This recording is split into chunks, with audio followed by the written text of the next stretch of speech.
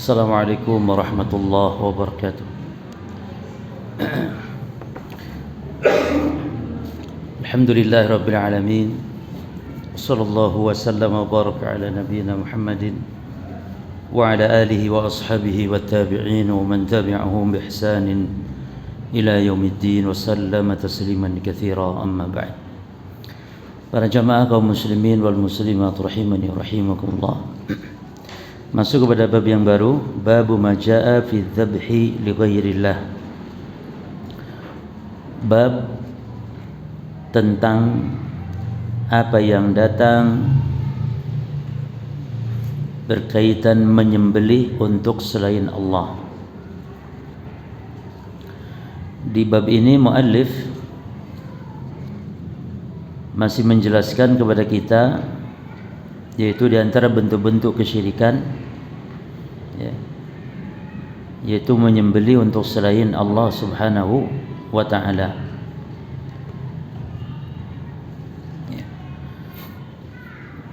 Jadi kaitan bab ini dengan kitab tauhid, dijelaskan jenis di antara jenis kesyirikan yang merupakan lawan dari tauhid, yaitu menyembelih kepada selain Allah. Berkaitan menyembelih untuk selain Allah,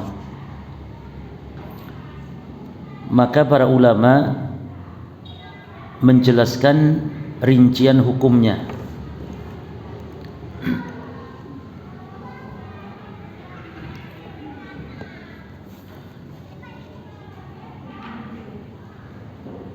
Perhatikan judulnya di sini, babu ma jaa fi dzabhi li ghairillah. Bab apa-apa yang datang tentang menyembelih untuk selain Allah. Menyembelih itu ibadah, ya. Dan menyembelih ada dua macam secara umum. Satu, menyembelih yang sifatnya ibadah. Yang kedua, menyembelih yang sifatnya adat.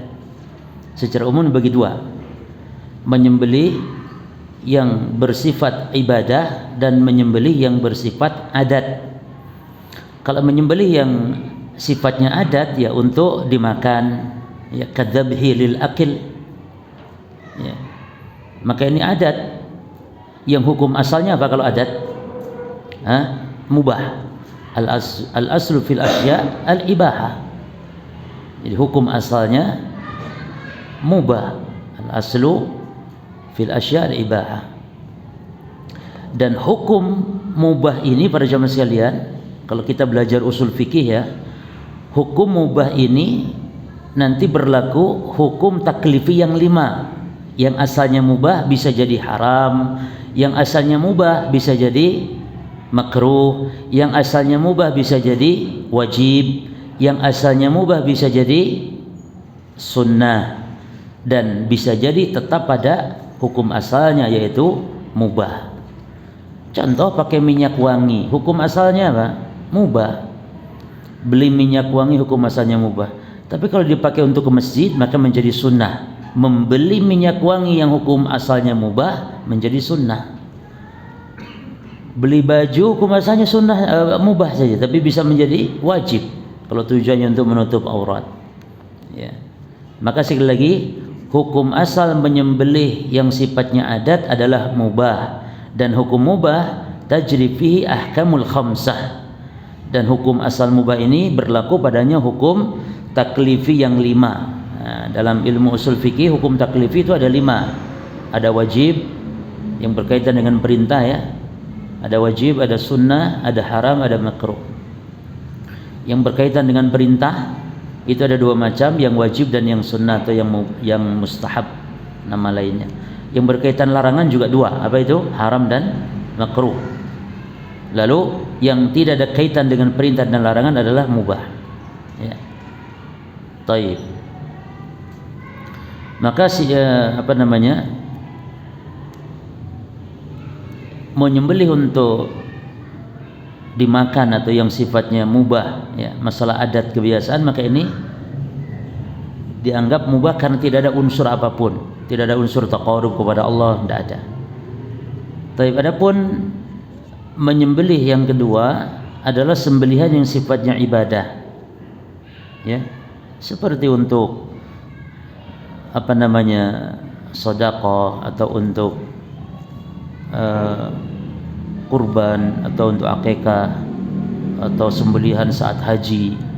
Ini sembilan ibadah, ya, yang mana tujuannya adalah untuk bertaqarrub kepada Allah Subhanahu wa taala. Akikah, syukur karena kelahiran bayi, ya, berarti termasuk sembelihan untuk memuliakan tamu, termasuk yang mana? Yang asalnya mubah menjadi ibadah karena untuk memuliakan tamu, menjadi berpahala dan dianjurkan. Baik. Kemudian muallif di sini para jamaah sekalian tidak menyebutkan hukumnya, hanya disebutkan babnya, bab ma jaa fi dzabhi li ghairillah, ya, bab tentang menyembelih untuk selain Allah, ya. Nah, ini apa tujuannya, ya? Muallif tujuannya adalah untuk menguji, ya, untuk melatih para pembaca, para penuntut ilmu, ya. Karena menyembelih di sini sebagian ulama mengatakan tidak terbagi kepada syirik besar dan kecil, para jemaah. Jadi menyembelih yang dia ibadah yang asalnya untuk Allah lalu dipalingkan kepada selain Allah, ini jelas kesyirikan, dan ulama tidak membagi syirik besar atau kecil, ya. Maka pertanyaannya, apakah syirik atau menyembelih kepada selain Allah yang dihukumi syirik ini terbagi kepada syirik besar atau kecil? Maka jawabannya tidak, ya. Adzabhu laisa fiha syirkun asghar. Jadi menyembelih itu tidak terbagi kepada syirik kecil, tidak, tapi setiap menyembelih untuk selain Allah maka semuanya dihukumi syirik yang besar. Dan itu dilakukan saudara-saudara kita, jemaah. Saudara kita kaum muslimin yang dia sholat tahajud ke Mekah tiap bulan, ya, tidak tiap bulan mungkin lah, tiap tahun ya ke Mekah umrah dengan biaya mahal, tapi melakukan syirik besar dianggap biasa, yaitu apa? Yang istilahnya sedekah laut, para jemaah, nyembelih untuk jin, nyembelih untuk Nyi Roro Kidul dan semisal. Itu syiriknya syirik besar, nggak ada syirik kecil, ya. Adapun menyembelih untuk Allah di kuburan tertentu, nah sebagian ulama menghukumi syirik kecil ini kurang tepat. Menyembelih untuk Allah, ya, berkurbankah, akikah, tapi di makam keramat misalnya, maka ini bukan syirik karena dia untuk Allah nyembelihnya, hanya saja di makam keramat ini jatuhnya kepada bid'ah saja. Ini melakukan ibadah dengan penetapan tempat yang tidak ditetapkan oleh syariat, ya, jelas sama ya. Termasuk sholat di kuburan itu bukan syirik kecil, tapi dia syirik besar, tapi dia bid'ah saja. Sholat kepada Allah di kuburan sama, hanya menyembelih untuk Allah tapi di kuburan, itu bukan syirik kecil tapi bid'ah, walaupun betul menghantarkan kepada syirik besar. Karena definisi syirik kecil pada pembahasan yang lalu, tolong diingat, setiap perbuatan atau perkataan yang menghantarkan kepada syirik apa?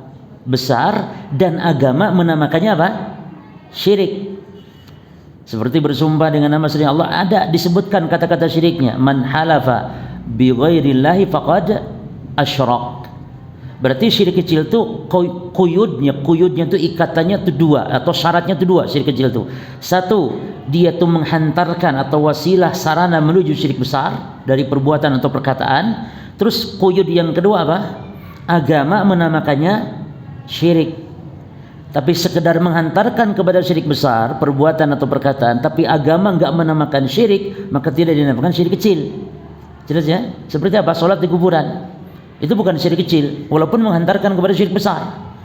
Dia hanya bid'ah, amalan bid'ah, karena dia ibadah kepada Allah, ibadahnya ikhlas kepada Allah, tapi tidak terpenuhi syarat ittiba kepada Nabi dengan menetapkan tempat yang tidak ditetapkan oleh Nabi. Itu kan bid'ah aja, menetapkan tempat atau waktu atau tata cara, jumlah bilangan, betul tidak? Berarti orang yang baca Al-Fatihah 17 kali dengan keyakinan sembuh sakit asma, Baca Al-Fatihah loh jemaah, Al-Quran, namun 17 kali dengan keyakinan sembuh penyakit tertentu, asma misalnya. Ini baca Quran seperti ini bid'ah. Karena mana dalil yang menunjukkan harus 17 kali dan keyakinan menyembuhkan penyakit asma. Termasuk ibu-ibu hamil atau bumil yang baca surah Yusuf 5 kali atau 7 kali dengan keyakinan anak yang lahir nanti ganteng kayak Nabi Yusuf. Ini bukan syirik, bukan apa, tapi ini bid'ah. Baca Qur'annya itu bid'ah.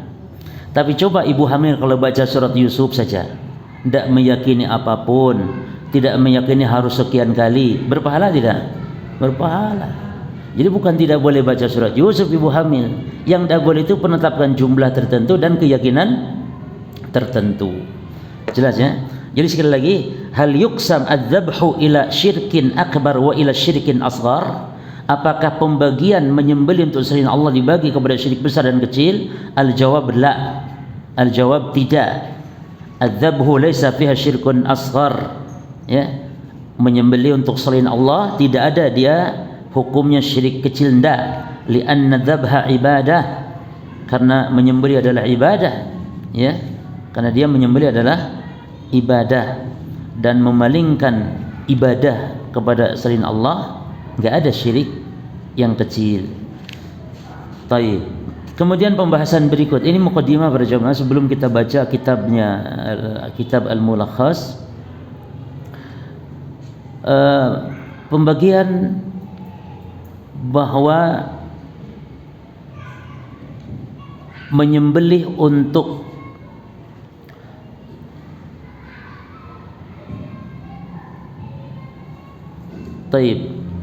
menyembelih untuk selain Allah dulu kita bagi. Ya. Yang pertama, menyembelih untuk selain Allah itu terbagi dua. Menyembelih untuk selain Allah terbagi dua.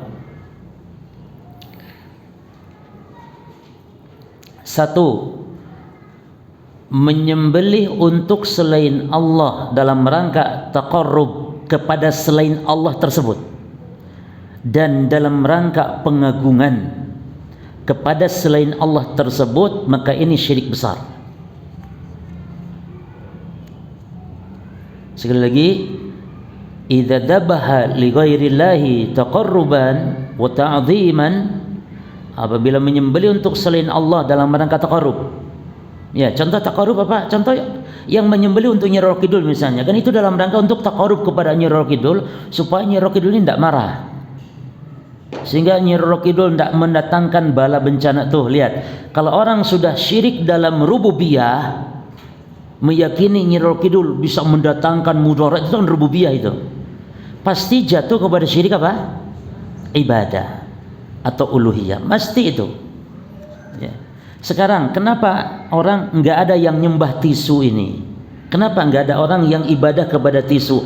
Karena dia tidak meyakini tisu dapat mendatangkan manfaat atau menolak mudarat. Tapi kenapa kepada kuburan wali kok banyak? Karena dia meyakini kuburan wali dan wali yang ada di dalamnya itu dapat. Nah, ini dia, dapat. Dia meyakini Nyi Roro Kidul juga dapat. Ini yang jadi masalah. Maka dalam kaidahnya dikatakan syirkun fir rububiyah muqaddimatun li syirkin fil uluhiyah. Ini kaidahnya. Syirik dalam rububiyah itu pendahuluan, muqaddimah untuk melakukan syirik dalam ibadah. Maka orang yang nyembelih untuk Nyi Roro Kidul itu karena dia meyakini Nyi Roro Kidul bisa datang. Kan penguasa apa Nyi Roro Kidul itu? Penguasa apa yang terkenal dalam film-film? Di film-film loh ya, saya katakan. Penguasa Laut Selatan. Kan yang menguasai Laut Selatan siapa jemaah? Allah Subhanahu wa taala. Tapi karena meyakini dia penguasanya, mempersembahkanlah. Jadi sekali lagi, menyembelih selain Allah dalam rangka taqarrub dan pengagungan, maka syirik besar. Yang kedua jemaah, menyembelih untuk selain Allah itu adalah idza dzabaha li ghairillahi ikraman lidzaib. Apabila menyembelih untuk selain Allah dalam rangka memuliakan tamu, kan bukan untuk Allah tapi untuk tamu. Ini juga termasuk menyembelih untuk selain Allah. Tapi ini hukumnya boleh, namun dengan syarat. boleh dengan syarat. Berarti kenapa ente menyembelih? Ya karena untuk tamu, kan berarti untuk selain Allah. Ya. Tapi ini ya untuk memuliakan ini kan berarti malah diperintah. Baik. Ini hukumnya boleh ya, namun dengan syarat. Yang pertama, menyebut nama Allah saat menyembelih. Yang kedua, an yakun min haywanil halal. Apa terjemahannya? Yang pertama syaratnya apa? An yadhkurismallah. Ketika menyembelih menyebut nama Allah. Yang kedua syaratnya apa? Boleh menyembelih untuk tamu, untuk selain Allah, untuk tamu. Yang kedua syaratnya an yakun min haywanil halal. Menyembelihnya hewan yang halal. Ya. Kalau untuk tamu tapi babi yang disembelihnya tetap tidak boleh, walaupun itu tujuan untuk memuliakan tamu. Ya. Syarat yang ketiga, an yakuna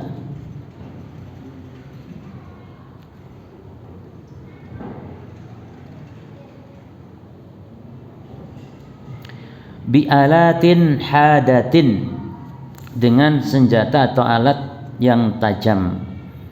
Ya.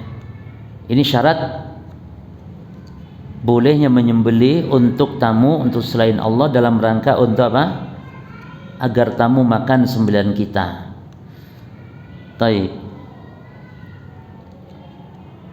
Kemudian rincian hukum menyebut atau tidaknya nama Allah dalam menyembelih, maka ada 4 hukum. Ada 4 hukum. Yang pertama, menyembelih untuk Allah dan menyebut nama Allah saat menyembelih, maka ini kesempurnaan tauhid. Ya. An yadhkurismallah wa yadbah lillah fahadha huwa min kamalit tauhid. Apa katanya tadi yang pertama? Menyembelih untuk Allah dan menyebut nama Allah saat menyembelih, maka ini kesempurnaan tauhid. Al-qismu tsani, pembagian yang kedua, an yadhkurismullah, menyebut nama Allah. Walakin adzabha li ghairillah, tapi menyembelihnya untuk selain Allah. Untuk selain Allah. Jadi untuk Nyi Roro Kidul tapi baca bismillah gitu cuma. Ya. Menyembelih baca bismillah atau nyebut nama Allah tapi untuk dipersembahkan kepada selain Allah. Maka apa hukumnya di sini? Fahada haramun wa syirkun. Fahada haramun wa syirkun. Maka ini hukumnya haram dan syirik. Baik. Al-qismu ats-tsalits, pembagian yang ketiga, an yadhkura ghairallah, menyebut nama selain Allah. Walakin adzabha lillah, akan tetapi menyembelihnya untuk Allah. Menyembelih untuk Allah tapi nyebut nama selain Allah saat menyembelih. Apa hukumnya jemaah? Jadi nyembelihnya untuk siapa? Untuk Allah ya, kurban, akikah misalnya. Tapi enggak baca bismillah, nyebutnya nama selain Allah. Misalnya Bismi Abdul Qadir Jailani, atas nama atau dengan menyebut nama Abdul Qadir Jailani. Atau nyebut Nyi Roro Kidul atas nama Nyi Roro Kidul gitu. Tapi dipersembahkan untuk Allah. Maka fa fihi khilafun, hukumnya ada khilaf di kalangan ulama. Fal jumhur, fa al jumhur, menurut mayoritas ulama, annahu syirkun, hukumnya syirik. Hukumnya syirik. Adapun ulama Di antaranya Imam Nawawi dan di antara ulama Syafi'iyah itu haram, tidak sampai syirik. Karena kan untuk Allah kan ya, betul tidak? Untuk Allah kan. Cuman salah dia itu tidak ngomong menyebut Bismillah gitu coba. Dan dalam mazhab Syafi'i, tolong perhatikan jemaah, dalam mazhab Syafi'i nyembeli baca Bismillah itu sunnah, tidak wajib, apalagi syarat tidak. Jadi dalam mazhab Syafi'i nyembeli tidak baca Bismillah itu sah. Dalam mazhab Syafi'i ya sah. Apalagi kalau lupa, oh tambah sah. Wong sengaja aja ndak baca bismillah, dalam mazhab Syafi'i sah, karena hukum membaca bismillah dalam menyembelih ya menurut mazhab Syafi'i apa namanya? Sunnah.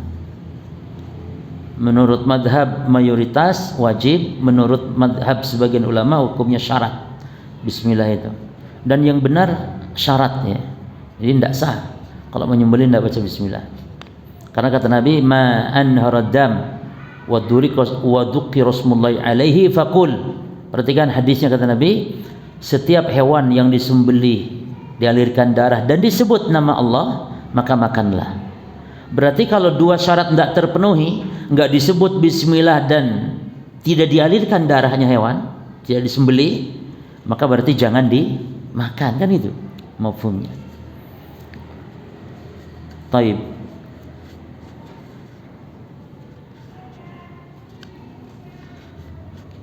Berarti membaca bismillah ada 3 pendapatnya para jemaah di kalangan ulama.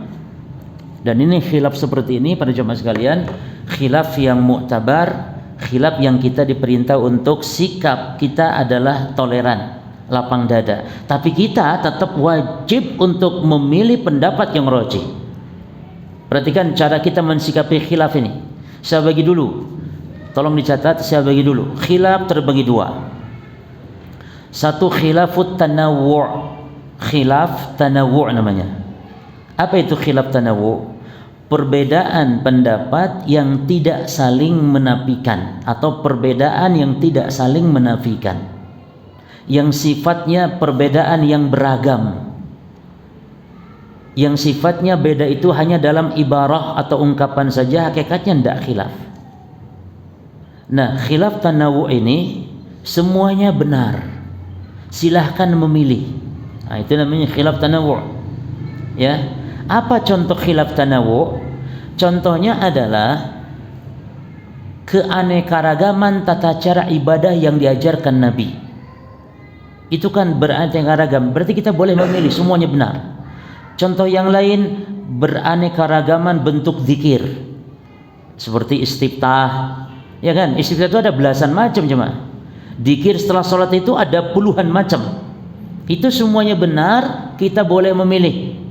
Itu khilaf tanawwu'. Contoh yang lain, khilaf para ulama di dalam menafsirkan ayat, atau ulama ahli tafsir dalam menafsirkan ayat. Itu khilaf yang boleh, semua tafsiran itu betul, saling menguatkan bahkan. Itu khilaf apa namanya? Khilaf tanawwu'. Ya. Yang kedua, khilaf itu secara global khilaf at-tadad. At-ta ya, pakai ta, pakai huruf ta, at-tadad. Dad lalu dal. Tadad. Tadad artinya khilaf yang kontradiksi. Khilaf apa yang kedua? Tadad. Tadad. Akhirnya dal. Tadad. Tengahnya ya. Tengahnya dad pakai alif. Ya. Tadad.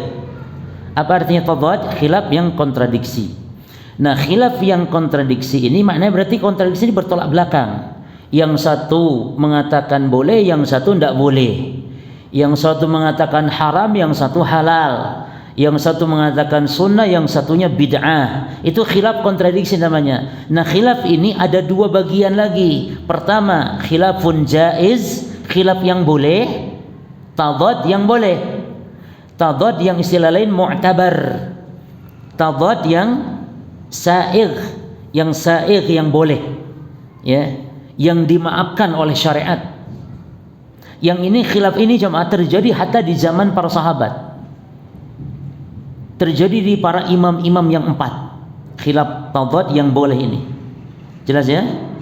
Yaitu khilaf dalam hal apa yang boleh ini? Khilaf di dalam masalah-masalah ijtihadiyah.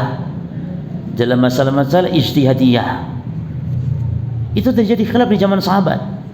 Dan sebab khilaf seperti ini para jemaah, sebabnya ya, satu, dalil sampai kepada seorang ulama namun tidak sampai kepada ulama yang lain. Contoh di zaman Umar bin Al-Khattab jemaah. Di zaman Umar, ketika Umar mau masuk ke negeri Syam, itu di Syam sedang ada wabah ta'un. Dan ta'un ini pendapat yang benar jemaah, setiap wabah apapun bentuknya, selama dia penyakit berbahaya yang mematikan, yang menyebar, itu namanya ta'un, apapun bentuknya. Sebagian ulama mengatakan enggak, ta'un itu wabah yang namanya tertentu, ya. Sehingga menurut definisi pertama berarti COVID atau corona itu juga ta'un.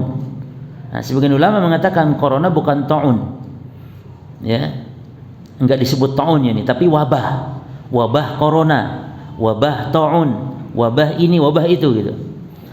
Wallahu alam, pendapat yang benar ya setiap wabah namanya ta'un. Corona ya ta'un.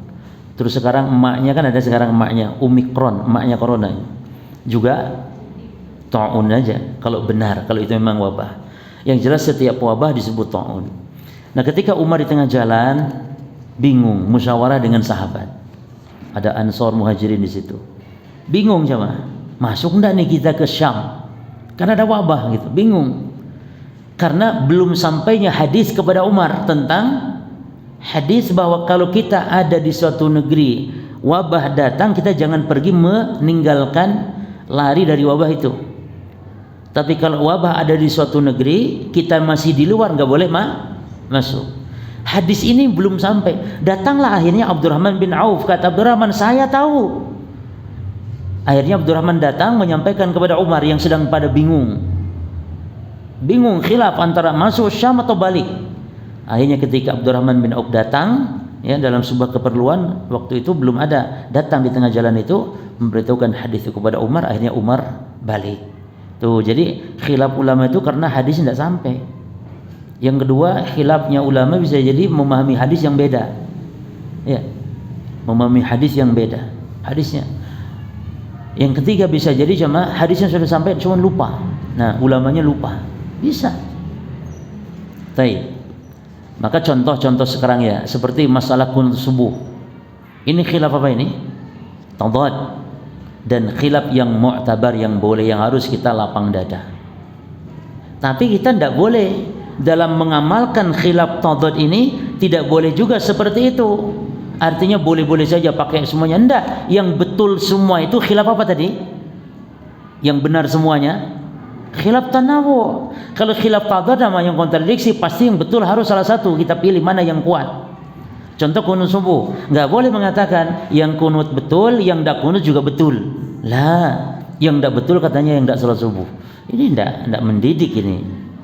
Yang betul itu pasti entah yang yang kunut subuh atau yang tidak kunut. Mesti betul salah satu itu. Hanya mensikapinya kita lapang dada aja, itu aja bedanya. Jangan dalam mengamalkan pun seperti gitu, lapang dada juga, katanya tidak apa-apa.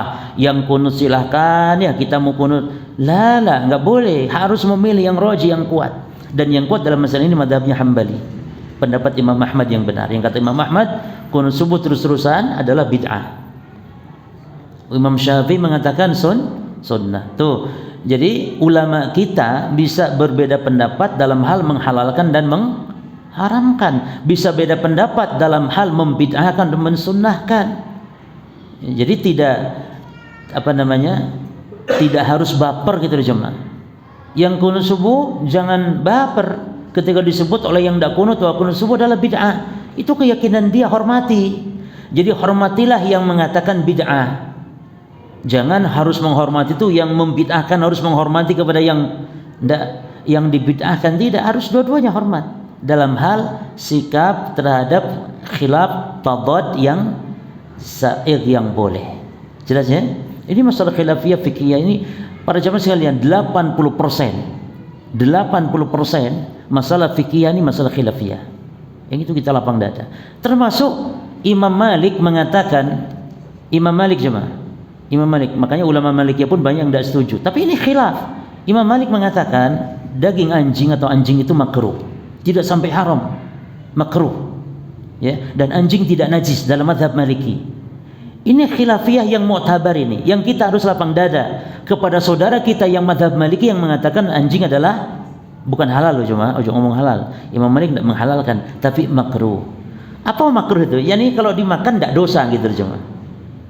Tapi yang meninggalkan apa? Berpahala, itu maksudnya. Jadi tidak boleh mengatakan Imam Malik menghalalkan anjing, tidak. Imam Malik tidak menghalalkan, makruh. Namun ini pendapat yang sangat-sangat lemah sekali. Yang benar mazhab mayoritas jumhur ulama, di mana hadis ini bisa jadi belum sampai kepada Imam Malik, ya. Atau Imam Malik mungkin menganggap hadis ini lemah, atau misalnya bisa jadi banyak alasan. Hanya saja kata Imam Malik bahwa anjing itu tidak ada penyebutannya di Quran. Allah yang menyebutkan kan 4, hurimat alaikumul maitatu wa damu wa lahmul khinzir wa ma uhilla bi ghairillah. Hanya bangkai, darah mengalir, daging babi dan apa? Sembelihan untuk selain Allah. Ya, maka dihukumi makruh lah. Sementara mazhab jumhur berpegang dengan hadis kullu dzinabin minas siba' fa akluhu haram. Setiap binatang buas yang bertaring maka memakannya haram. Anjing bertaring, ya, dan termasuk binatang buas. Oleh karenanya para jemaah, pendapat yang benar mazhab jumhur. Tapi kita lapang dada. Tapi tidak boleh kita berpendapat atau mensikapi dalam mengamalkan pendapat ini dengan mengatakan seperti ini. Tidak apa-apa, mau yang makan anjing silakan, yang enggak juga tidak apa-apa, semuanya benar. Lah, mazhab Maliki ini sangat-sangat lemah sekali. Ya, bahwa anjing adalah haram bukan makruh, haram. Apalagi mengatakan halal. Dan anjing adalah najis. Bahkan najis mughaladhah, dan yang dimaksud najis adalah air liurnya cuma. Air liurnya. Ya. Adapun kalau selain air liurnya maka khilaf ulama apakah najis atau tidak. Anjing itu sendiri khilaf ulama memang, cuman di antara ulama yang menajiskan anjing secara global pun khilaf tentang kakinya. Kalau kaki anjing nyemplung di air atau apa ya, kencingnya, apakah seperti air liurnya, kan itu. Ini khilaf. Enggak masalah, yang penting pendapat yang benar air liur anjing itu najis, bahkan najis mughaladhah. Najis yang cara cucinya berat, harus dengan 7 kali cucian dengan diselingi 1 kali dilumuri tanah, dan tanah tentu diawalkan supaya nanti tercuci dengan air, jangan diakhirkan tanahnya, tidak kotor enggak coba. Jadi tanah diawalkan, ya, kemudian digosok tanah, kemudian air, dan 7 kali itu ya plus dengan tanah, artinya tidak menjadi 8 kali gitu. Jadi artinya tanah sekali, air 7 kali. Oke lah, dengan tanah berarti berapa kali? Wis 8 ngunai. Ya. Baik. Sekarang khilaf tadad yang haram. Kalau tadi tadad yang boleh sikapnya toleransi, lapang dada, kalau tadad yang haram ini sikap kita apa? Ammar ma'ruf nahi mungkar. Karena ini kemaksiatan berarti. Makanya para jemaah tidak boleh mengingkari, ya, kepada masalah-masalah khilaf tadad, khilaf yang sifatnya mu'tabar. Tidak boleh mengingkari kepada orang mungkin yang kunut subuh, enggak boleh, karena dia masalah khilafiyah. Tapi kepada perkara khilafiyah yang sifatnya haram, maka tegakkan amar ma'ruf munkar. Nah, khilaf yang haram ini, tadad dan yang haram ini ada 4. Yang paling menonjol utama ada 4. 1, khilaf dalam masalah akidah yang sudah disepakati ulama ahli sunnah. Khilaf dalam masalah akidah yang sudah disepakati oleh ahli sunnah. Seperti orang Mu'tazilah dari kalangan ahli bidah yang mengingkari adab kubur. Itu kita khilaf dengan mereka, ini khilaf yang haram. Tidak boleh, enggak ada toleran, dan harus tegakkan yakni amar ma'ruf munkar. Ya. Jadi khilaf ahli sunnah dengan ahli bidah dalam masalah akidah, ini khilaf yang haram. Yang kedua, khilaf dalam masalah perkara yang dalilnya qat'i. Saya ulangi, khilaf dalam masalah yang dalilnya sudah qat'i, pasti, sudah tegas dalilnya. Contoh, haramnya zina, haramnya khamar, Contoh tentang hukum apa di Quran? Potong tangan. Ya. Jadi kalau ada orang menyelisih dalam masalah hukum potong tangan, dalilnya bagaimana hukum potong tangan? Qat'i pasti itu. Ada orang yang menyelisih mungkin khamr tidak haram misalnya. Ya. Riba dalil haramnya riba gimana? Qat'i tidak jemaah? Qat'i. Orang yang mengingkari haramnya riba, maka ini bukan khilafiyah yang mu'tabar ini khilafiyah yang haram, yang ada sesat atau hak, antara hak dan batil, maka tegakkan amar ma'ruf munkar. Jelas jemaah? Baik. Yang ketiga, khilaf dalam masalah perkara yang sudah ijma' walaupun masalah fikih atau akidah. Ijma'. Contoh, haramnya musik ijma' loh jemaah. Haramnya musik itu ijma'. Maka kalau ada orang yang khilaf menghalalkan musik, ini bukan toleran lapang dada enggak, tapi tegakkan amar ma'ruf, kita sampaikan nasihat, diterima alhamdulillah, tidak, sudah selesai. Bukan enggak apa-apa, kan musik ada khilaf, silakan yang main musik monggo, yang enggak ya enggak masalah, semuanya benar. Loh jemaah, enggak boleh. Karena ijma'. Terus Imam Ibnu Hazm gimana? Ulama yang berselisih setelah ulama sebelumnya ijma', perselisihannya enggak dianggap jemaah. Ulama kalau sudah ijma' lalu muncul ulama-ulama berikutnya di zaman-zaman berikutnya menyelisih ulama dahulu yang sudah ijma', jemaah, itu tidak dianggap. Ini ada di pelajaran usul fikih. Kenapa? Karena Nabi bersabda, umat Islam ini ulamanya tidak akan kumpul dalam kesesatan. Maka kalau ulama sudah ijma', berarti ijma'nya benar, tidak boleh diselisihi. Dan haramnya musik semua imam yang 4 ulama lain di zamannya sepakat. Enggak ada ulama di zaman itu yang menyelisih pendapat dari tentang haramnya musik, enggak ada. Yang ada kapan? Jauh setelah ulama itu. Apalagi di zaman sekarang tambah enggak dianggap lagi. Ya. Jelas jemaah? Maka kalau ada orang main musik dan semisalnya, bukan toleransi lapang dada, kita sampaikan amar ma'ruf munkar, mampu dengan, kalau yang mampu dengan tangan, kalau punya kekuasaan, pemerintah atau di rumah tangga sebagai suami itu punya tangan. Kalau istrinya main musik misalnya, atau anaknya main musik, suami bisa cegah dengan tangannya, ayah bisa cegah dengan tangannya, yakni dengan kekuasaan. Tidak harus memukul loh jemaah maksudnya, tapi dengan kekuasaan itu misalnya dihilangkan gitu ya, atau dihancurkan misalnya anak kita, jangan anak kita lah, ada anak orang Islam punya gitar misalnya, itu siapa yang boleh menghancurkan? Ya bapaknya berhak untuk menghancurkan. Kalau televisi dihancurkan tidak jemaah? Ada musik-musiknya, ya eman loh, ojo jemaah, tinggal ganti channel saja tuh jemaah ya. Yang keempat, khilaf tadad yang haram itu khilaf apa yang pertama tadi apa jemaah? Masalah kita yang sudah apa? Harus dikatakan yang sudah ijma' sepakat ulama ahli sunnah. Karena masalah akidah pun ada yang khilafiyah ada. Jadi ijma'. Yang kedua, masalah-masalah yang dalilnya qat. Yang ketiga, khilaf dalam masalah yang sudah ijma', baik dalam masalah akidah dan masalah ibadah. Yang keempat, khilaf yang menyebabkan an-niza' wal iftiraq, khilaf yang menyebabkan permusuhan dan perpecahan, itu haram jemaah, walaupun dalam masalah ijtihadiyah fiqhiyah. Buktinya ulama-ulama kita khilaf, tegang khilafnya, tapi mereka tidak ada yang saling caci maki, mereka saling hormat ya. Di kita kan tidak, beda pendapat sedikit saja langsung enggak tegur sapa, kayak beda agama gitu cuma. Masya Allah. Ini 4 ya. Baik.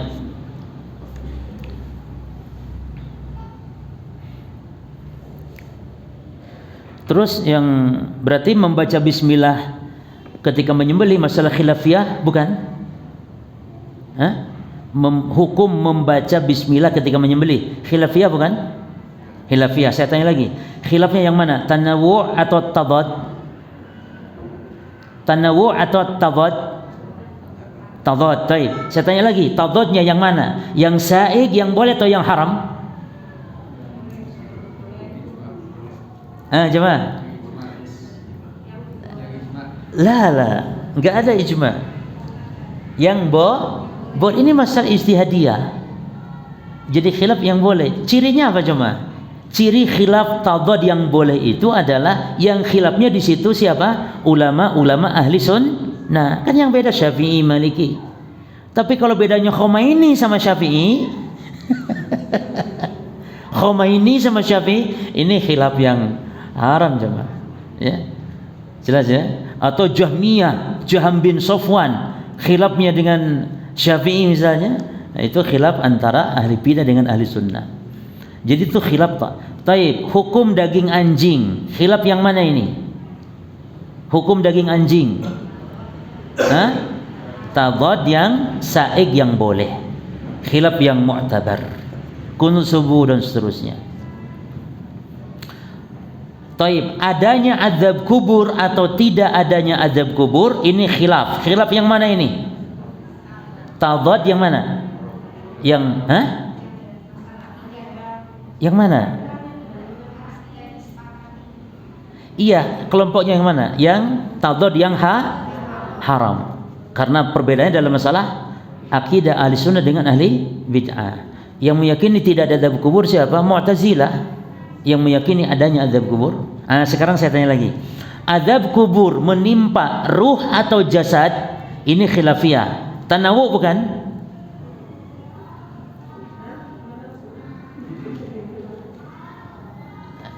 Khilafnya khilaf yang mana? Azab kubur menimpa ruh atau jasad? Ada khilaf ulama. Nah sekarang pertanyaannya, ini khilaf yang mana kelompoknya? Tanawu? Jelas bukan, kan kontradiksi itu. Taib, khilaf tadad, yang mana tadadnya? Taib, yang boleh atau yang tidak boleh? Jemaah? Yang boleh. Loh itu kan masalah akidah. Loh akidah itu ada yang khilaf, ada yang memang ijma'. Masalah akidah.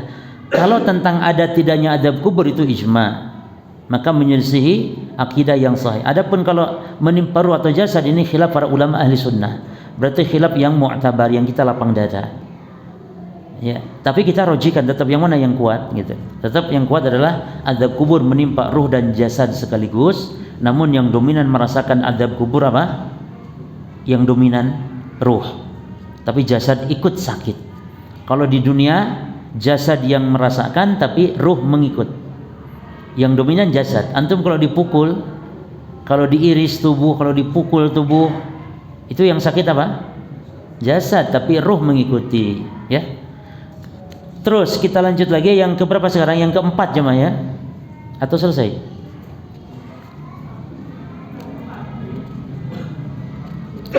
Tadi saya ngomong berapa bagian? Cuma 3 jemaah.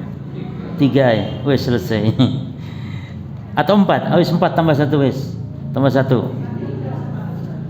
Berarti yang belum yang mana sih? 1 apa tadi? Membaca atau menyebut nama Allah, menyembelih untuk Allah. Ini apa namanya? Baik. Terus yang kedua, menyebut nama Allah tapi menyembelih untuk selain Allah. Ini sudah. Yang ketiganya apa? Menyebut nama selain Allah tapi menyembelih untuk Allah. Jadi yang ketiga ini kebalikan dari yang kedua ya. Nah sekarang yang keempat, kira-kira yang mana? Coba bisa lanjutkan?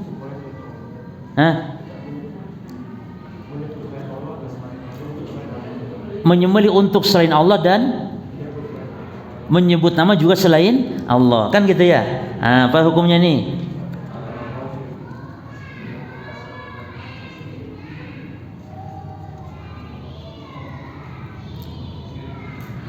Berarti jemaah, pembahasan yang ketiga itu tadi menyembelih untuk selain Allah, ya toh? Dan menyebut apa yang ketiga tadi? Menyebut nama Allah tapi menyembelih untuk selain Allah, ya. Itu salah itu. Yang betul hukumnya syirik. Enggak ada khilaf. Yo. Makanya jenengan agak ini kan harusnya protes lah. Ustaz kok ganjil ya? Saya salah baca. Jelas ya? Nah, yang khilaf itu ini yang keempat sekarang. Ya. Yang tadi itu syirik toh, menyembelih untuk selain Allah. Masih baca bismillah 1.000.000 kali, ya tetap syirik. Jelas? Jadi bukan khilaf, yang khilaf itu nomor 4. Apa nomor 4 tadi? Menyebut nama selain Allah dan menyembelihnya pun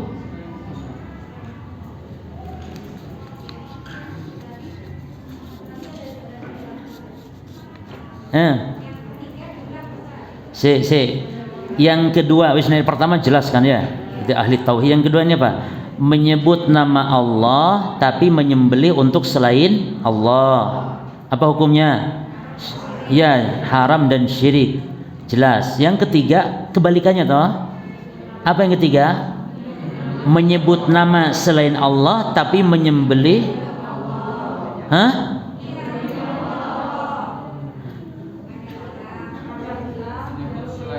Oh iya, salah. Yang ketiga ini, Yang ketiga ini an yadhkura ghairallah wa yadhbah aidan li ghairillah. Ngono lho yang benar.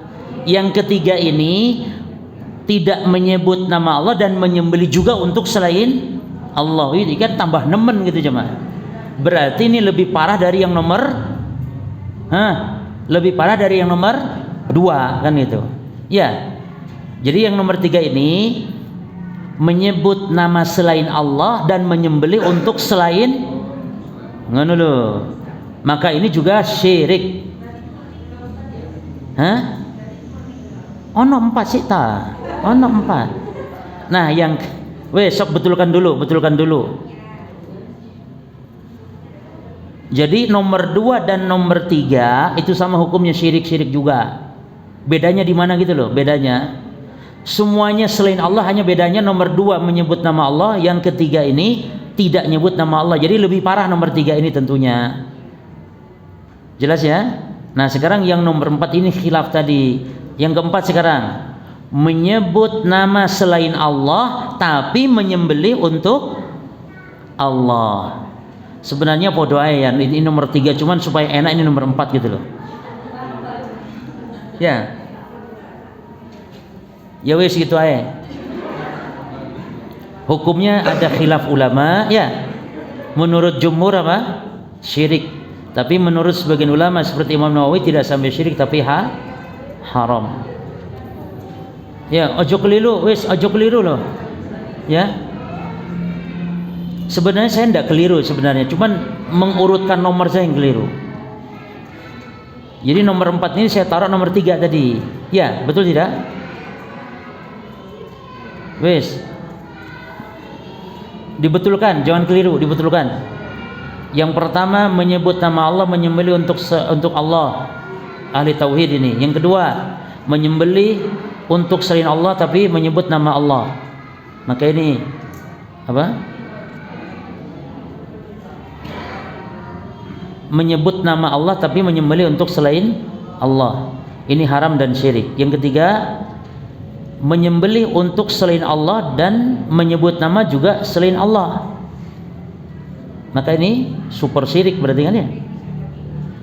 Terus yang keempat, nah ini menyebut nama Allah ya, akan tetapi menyembelih untuk Allah seperti berkurban, tapi nyebut nama selain Allah. Ada khilaf ulama, menurut mayoritas hukumnya syirik, namun menurut Imam Nawawi dan sebagian ulama Syafi'iyah mengatakan hanya haram. Dan memang menyembelih baca bismillah atau tidak itu ada 3 pendapat ulama. Menurut Syafi'iyah hukumnya apa? Sunnah, yakni hukumnya sah. Baik.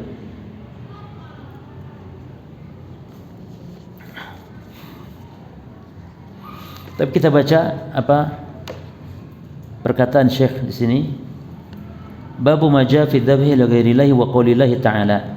Bab tentang menyembelih untuk selain Allah. Wa qaulillahi ta'ala, dan firman Allah Ta'ala, qul inna salati, katakan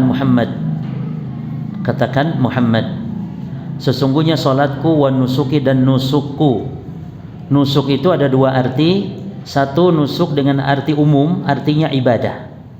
Jadi nusuk itu ibadah, apapun bentuknya, mau berkurban, mau salat, mau haji, umroh, menuntut ilmu, bakti orang tua, itu semua artinya nusuk. Yang kedua, nusuk dengan makna khusus, yaitu menyembelih. Nusuk dengan makna khusus artinya menyembelih atau sembelihan. Taib. wa mahyaya wa mamati, dan hidupku serta matiku lillahi hanya untuk Allah Rabbil alamin, ya, Rabb semesta alam. Baik, ada oleh-oleh para jemaah dari daurah kami kemarin di Batu. Syekh Ibrahim Ibn Amr Ar-Ruhaili beliau membahas tentang di antara nama Allah itu ada yang muzawwadah. Muzawwadah itu yang nama Allah harus disebut double, berpasangan, seperti al-awwal dan al-akhir. Nama Allah itu dan harus disebutnya pasangan. Tidak boleh al-awwal saja, tapi al-awwal wal akhir. Demikian pula al-zahir wal batin. Nah, kata beliau, ketika kita memberi nama anak dengan nama al-awwal, maka juga harus didobelkan dengan nama itu. Artinya kalau nama anak kita itu jangan Abdul Awwal, tapi Abdul Awwal wal akhir. Namun kata Syekh, kalau nama ini juga kepanjangan, tidak enak, maka hindari berarti nama anak dengan menggunakan nama Allah yang muzawwadah. Jadi nama yang single saja, seperti Abdurrahman, Abdullah dan seterusnya. Jadi tidak boleh nama anak, bukan tidak boleh, artinya kalau nama anak itu Abdul Zahir, maka harus Abdul Zahir wal Batin, atau Abdul Batin wal Zahir, ya, demikian. Kemudian ada ustadz kemarin itu yang tanya, tetangga saya Syekh katanya, namanya Muhammad Sayyidina Quran Hakim, boleh ndak gitu? Syekh kaget, ikut jeneng uang tak gitu, kata Syekh. Jadi Muhammad Sayyidina Quran Hakim. Jadi Masya Allah, orang Indonesia ini semangat dalam kebaikan. Itu kan ingin anaknya itu Islami, ya, tapi kan tanpa ilmu akhirnya anak jadi seperti nama yang bukan untuk. Dan juga jangan asal bahasa Arab saja, karena harus nama bahasa Arab itu juga harus nama yang memang untuk manusia, ya, bukan asal bahasa Arab saja. Baik. Kemudian la syarika lahu wa bidzalika umirtu wa ana awwalul muslimin, ya, tidak ada sekutu bagi Allah, wa bidzalika umirtu, dan oleh karena itu aku diperintah oleh Allah, wa ana awwalul muslimin, dan akulah yang pertama berserah diri kepada Allah. Taib, munasabatul bab li kitab tauhid, kaitan bab terhadap kitab tauhid, anna fihi, bahwa di dalam bab ini bayanan ada penjelasan, li nau'in min anwa'is syirki, terhadap jenis di antara jenis-jenis kesyirikan, al-mudaddi, ya, al-mudaddi yang berlawanan. Itu tadi khilaf tudad, ini dodnya dod yang ini pakai alif, khilaf tadad, ya, al-mudaddi lit tauhid, yang merupakan lawan dari tauhid, ya. Baik. Lalu perkataan muallif di sini, ma jaa fi dzabhi li ghairillah, ay minal wa'id, ya, apa-apa yang datang berkenaan dengan menyembelih selain Allah, yakni minal wa'id, berupa ancaman, wa fi bayani hukmihi, dan penjelasan tentang hukumnya. Jadi nanti muallif akan membawakan hadis-hadis, dalil-dalil yang menunjukkan ancaman bagi orang yang menyembelih untuk selain Allah, dan juga tentang hukumnya, ya. Terus nusuki artinya dzabhi. Kenapa nusuk di sini diartikan menyembelih, bukan diartikan ibadah? Karena ketersambungan. Kan di dalam ayat ini Allah menyebut salat ibadah. Kalau nusuk diartikan ibadah juga berarti kurang nyambung. Maka nusuk berarti ibadah secara khusus, yaitu menyembelih. Maka nusuki ay dzabhi. Terus mahyaya, hidupku, yakni ma'atihi fi hayati, yakni sesuatu yang akan aku lakukan dalam hidup ini. Ya. Mamati, yani matiku, mananya apa? Yani ma'amutu alaihi, yani segala hal yang aku akan mati di atasnya, berupa minal iman wal amal saleh. Itu maksudnya hidupku, yani apa yang aku lakukan dalam hidup ini, wa mamati, dan matiku, yani apa yang aku akan mati di atasnya, iman, Islam, amal saleh, maka itu semuanya untuk Allah. Gitu kan? Wa bidzalika umirtu, ya, dan dengan itulah aku diperintahkan. Apa maksudnya? Ai, perhatikan jemaah, kalau ai seperti ini artinya yakni. Tapi kalau ayyu itu pertanyaan apa? Ayyu. Tapi kalau ayya bisa juga bermakna apa saja, ya. Atau ayyu juga bisa bermakna pertanyaan, atau bisa ayyu bermakna apa saja. Tapi kalau ayyu seperti ini, maka maknanya yakni. Yakni amaroni Rabbi Rabbku memerintahkan aku bil ikhlasi fil ibadah, untuk ikhlas dalam beribadah. Yani aku diperintah Allah untuk ikhlas dalam semua ibadah. Awalul muslimin ay awwalu man yamtasilu min hadhil ummah. Yang pertama berserah diri berislam, yani yang pertama kali yamtasilu, orang yang yamtasil itu yang menunaikan, melaksanakan min hadhil ummah, dari umat ini, yani melaksanakan Islam dari umat ini. Baik, al-ma'na al-ijmali lil ayah, ya'murullahu nabiyahu, Allah memerintahkan nabinya an yaqula, untuk mengatakan lil musyrikin, kepada kaum musyrikin. Berarti perkataan qul dalam Al-Qur'an para jamaah, perkataan qul dalam Al-Qur'an ya, itu memiliki banyak faedah dan pelajaran. Di antara yang pertama bahwa Al-Qur'an itu kalamnya Allah. Yang pertama, Al-Qur'an kalamullah. Yang kedua, menunjukkan kerasulan Nabi Muhammad yang diperintah Allah kan untuk mengucapkan. Ini berarti menunjukkan kerasulan Nabi Muhammad. Yang ketiga, Al-Qur'an ini bukan datang dari Nabi Muhammad, bukan buatan Nabi Muhammad. Ini bantahan kepada orang musyrikin Quraisy. Karena kata orang musyrik, Quran itu buatan Muhammad. Berarti terbantahkan dengan seluruh kalamullah yang di Quran menyatakan qul. Artinya Nabi Muhammad diperintah Allah itu. Qul, katakan Muhammad. Ini Quran bukan buatan Muhammad. Ya. Baik. Terus mana tadi? Taib. Lil musyrikin alladzina, yang mereka orang-orang yang ya'buduna atau beribadah ghairallah, kepada selain Allah, wa yadbahuna li ghairi, dan menyembelih untuk selain Allah. Apa perintahnya? Ya, inni ukhlisu lillahi salati wa dhabhi, bahwasanya aku mengikhlaskan hanya untuk Allah salatku, wa dhabhi, dan sembelihanku. Para jemaah sekalian, ada faedah penting ya dari Syekhul Islam Ibn Taimiyah, tolong dicatat. Kata Syekhul Islam, perkataan salatku dan sembelihanku dalam banyak ayat digandengkan, seperti fasholli li rabbika wanhar. Nah, digabungkannya, kata Syekhul Islam, antara salat dengan menyembelih, maka sebabnya adalah karena salat merupakan ibadah badan yang paling agung, dan menyembelih adalah ibadah harta yang paling agung. Maka jamaah, kalau jenengan sedekah dibandingkan dengan menyembelih kurban, maka lebih afdol menyembelih walaupun uang seharga lebih dari harga kurban. Misalnya sapi kurban kemarin cuma 24 juta misalnya, satu ekor yang bagus lah ya. Jenengan sedekah 50 juta, lebih banyak mana? Uang, maksudnya uang atau harga sapi? Uang. Tapi keutamaan di sisi Allah, yang lebih afdal adalah menyembelih kurban walaupun harga 25 cuman. Demikian. Maka kata Syekhul Islam, ibadah badan yang paling agung adalah salat, sebagaimana ibadah harta yang paling agung adalah menyembelih. Oleh karena itu digabungkan, kata beliau, dalam ayat ini dan juga ayat yang lain. Ayat ini, wassolati kul inna solati wa nusuki.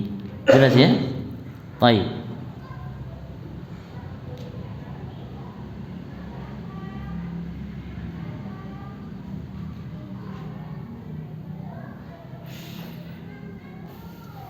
Terus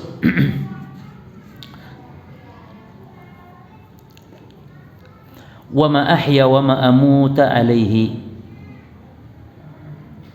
wa ma ahya wa ma amutu bacanya. Apa artinya? Inni ukhlisu lillahi salati wa dhabhi, ya. Aku mengikhlaskan hanya untuk Allah salatku dan sembelihanku, wa ma ahya wa ma amutu, ya. Dan segala hal berupa iman dan amal saleh, baik ketika hidup dan mati. Wa ma ahya wa ma amutu alaihi minal iman wal amal saleh. Jadi terjemahannya dilanjutkan ke iman dan amal saleh. Dan apa-apa yang aku hidup padanya dan aku mati nanti di atasnya berupa iman dan amal saleh. Itu kalau mau harfiahnya seperti itu. Asrifu kulla dzalik, aku memalingkannya atau aku tujukan, asrifu itu. Asrifu itu apa? Aku tujukan atau aku palingkan kula dzalik, semua hal tersebut, lahu hanya kepada Allah, wahdahu yang esa, yang tunggal semata-mata. La usyriku bihi ahadan, aku tidak menyekutukannya dengannya seorang pun. Aksu ma antum alaihi minasyirki bihi, berbeda, aksu itu lawan dari apa yang kalian wahai orang musyrik berada di atasnya berupa kesyirikan. Gitu. Jadi inilah yang Allah perintahkan Nabi untuk ucapkan kepada orang musyrik. Aku memurnikan ibadah sementara kalian malah menyekutukan Allah. Itu maknanya. Baik, munasabatul ayat lil bab, pelajaran atau kaitan, bukan pelajaran, munasabah, keterkaitan atau kolerasi kalau bahasa kerennya. Ayat dengan bab apa? Annaha tadullu ala, bahwasanya ayat tadullu menunjukkan, ala atas, anna bahwasanya adzabha menyembelih li ghairillah untuk selain Allah, syirkun adalah kesyirikan. Ya. Jadi mu'alif enggak memberikan hukumnya dalam judul, cukup judulnya bab tentang menyembelih untuk selain Allah. Apa hukumnya? Kalian pelajari sendiri di bab ini. Itu seolah-olah begitu mu'alif. Jadi mu'alif itu, yakni Muhammad bin Abdul Wahhab rahimahullah, beliau dalam menulis judul itu kadang menguji para pembaca, para penuntut ilmu. Karena memang para jemaah, Syekhul Islam Muhammad bin Abdul Wahhab menulis kitab-kitab beliau ini, ya. Ini sudah sering Anda sampaikan di majelis ini juga. Syekhul Islam Muhammad bin Abdul Wahhab dalam menulis kitab-kitab karya tulis beliau ini, satu, beliau itu menulis bukan tafanunan, bukan memang dia hobi nulis, bukan, tapi memang menulis karena betul-betul butuh untuk umat saat itu, ya. Jadi tuntutan umat saat itu. Terus yang kedua, tulisan beliau ini adalah ditujukan kepada para penuntut ilmu sebenarnya, bukan kepada orang awam. Oleh karenanya mengkaji kitab beliau ini harus ada bimbingan, ya, bimbingan guru. Oleh karenanya beliau juga menulis yang khusus untuk orang awam, seperti Ushulus Salasah beliau ringkas lagi untuk orang awam. Tapi Ushulus Salasah yang biasa itu ya untuk para penuntut ilmu yang kita harus dengan dasar bimbingan guru. Baik, ma yustabadu minal ayati, apa saja yang bisa diambil pelajaran faedah dari ayat. Satu, anna dzabha li ghairillahi syirkun akbaru, ya, bahwasanya menyembelih selain Allah adalah syirik yang besar. Enggak ada syirik kecil, li'annahu qaranahu bis shalah, karena digandeng perkataan menyembelih itu dengan salat, ya. Penyebutannya dengan salat dalam ayat digandengkan. Fakama anna man shalla li ghairillah, maka sebagaimana salat, siapa yang salat untuk selain Allah, faqad asyraka, maka dia telah berbuat syirik. Fakadzalika man dzabaha li ghairihi faqad asyraka, demikian pula siapa yang menyembelih untuk selain Allah, faqad asyraka, maka dia telah jatuh kepada kesyirikan. Kemudian tsaniyan, yang kedua, anna shalah wa dzabha min a'dhamil ibadat, bahwa salat dan menyembelih adalah di antara ibadah-ibadah yang paling agung. Penjelasan dari Syekhul Islam tadi apa? Kalau salat ibadah badan yang paling agung, kalau menyembelih ibadah harta yang paling agung. Salisan, wujubul ikhlasi lillahi fi jami' ibadat, kewajiban ikhlas hanya untuk Allah dalam seluruh peribadahan, ibadat, ya. Rabi'an, annal ibadat tauqifiyatun, bahwasanya ibadah itu tauqifiyah. Tauqifiyah itu yakni paten berdasarkan dalil, itu tauqifiyah. Bahasa yang mudah, tauqifiyah itu apa? Paten berdasarkan dalil. Saya menjelaskan apa makna tauqifiyah. Ai mutawaqifatun ala amri syari', yakni maksudnya mutawaqifatun itu artinya berlandaskan kepada amri syari', perintah pembuat syariat yaitu Allah. Apalagi dalam ayat liqaulihi, berdasarkan firman Allah, wa bidzalika umirtu, ya. Wa bidzalika, demikian itulah aku diperintah oleh Allah, itu mengesahkan Allah dalam beribadah. Wa qauli, dan juga dalam perintah Allah yang lain apa? Fasholli li rabbika wanhar, maka salatlah untuk Allah Rabbmu dan menyembelih kurbanlah. Yani fasholli li rabbika ay li ghairihi, yani bukan untuk selain Allah, ya. Nah, ini 4 faedah, ya, para jemaah, dari ayat. Mungkin saya tambahkan dari kitab yang lain faedah berikutnya, annal ibrah fil a'mal khawatimuha. Pelajaran dari ayat tambahan yang juga baik, antum catat, tambahkan dari Faedah dari Syekh Fauzan ini. Annal ibrah, bahwa yang menjadi patokan fil amali dalam amal adalah khawatimuha, itu akhirnya. Amalan itu yang menjadi tolak ukur bukan awalnya tapi akhirnya. Dari ayat apa di sini? Wa mahyaya wa mamati. Ya. Kemudian yang keempat, yang berapa? 6. Annal ikhlasa lillah syartun liqabulil amal. Bahwasanya ikhlas karena Allah itu adalah syarat diterimanya amalan. Diterimanya amalan.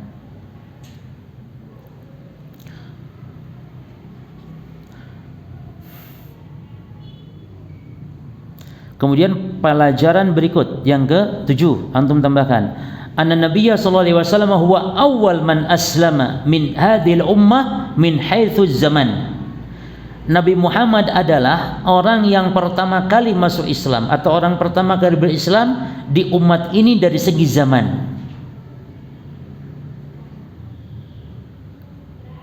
Kan tadi kata Allah apa?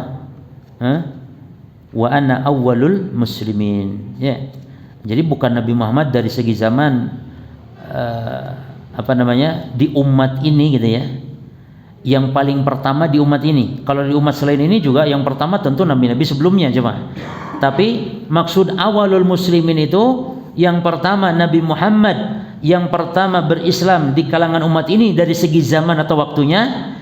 Dan yang kedua Nabi Muhammad itu yang pertama berislam ya dari segi yakni keagungan Islamnya.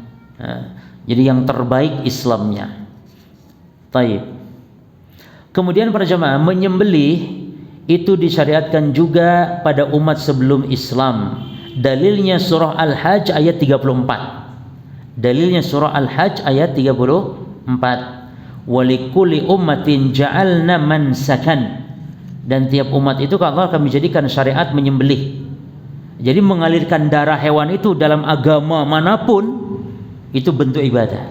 Maksudnya dalam agama sebelum kita pun bentuk ibadah. Mengalirkan darah hewan ya. Dan itulah tipu daya iblis ya. Jadi manusia, orang-orang awam pun ya menyembelih untuk selain Allah dengan mengatasnamakan sebagai bentuk takarub kepada jin, takarub kepada makhluk pada selain Allah. Baik. Saya kira cukup insyaallah.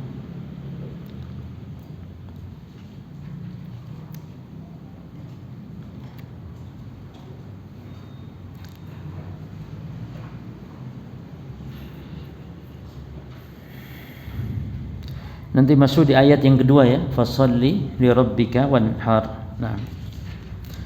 Subhanakallahumma bihamdika asyhadu an la ilaha illa anta astaghfiruka wa atubu ilaik. Assalamualaikum warahmatullahi wabarakatuh. Oh iya, terakhir para jemaah. Ibu-ibu tolong diperhatikan.